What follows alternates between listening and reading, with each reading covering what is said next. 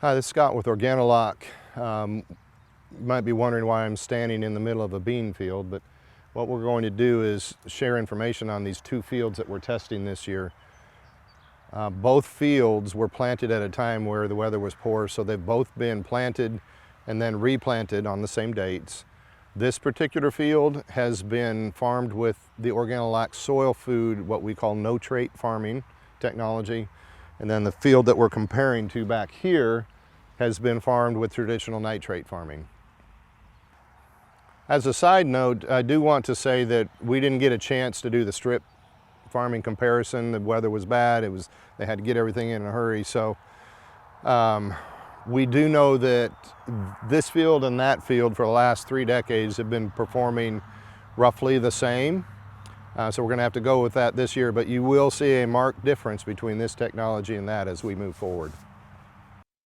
So we're looking at an aerial of the backfield here, and the green that you see is weeds. To get a better view though, we're going to have to drop down and take a drone view right there and see the actual plants.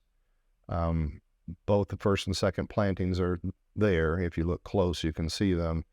But one of the things I wanted to point out is the weed pressure is far greater on these nitrate farmed areas that are salty and have been done so for decades. It just plain struggles to get out because the soil hasn't been fed. It's been given vitamins or drugs, however you want to look at it, versus where you feed the soil, you get this. So now we're actually caring for the plant underground. The microbes are mineralizing everything available to the plant. And then you get this. This is the first planting that you're looking at. If you look close, you can see the second planting as well. We did drop in a 0.5 ton per acre of our regenerative ag in a bag, as we like to say, and it was all no-till drilled. And now we get to find out if one application of our fertilizer can handle double the amount of seeds in a field. If so, it's bumper crop time for us.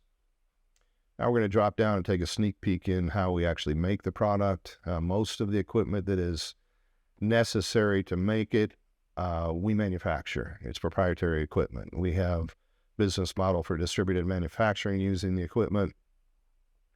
It's a messy, smelly process.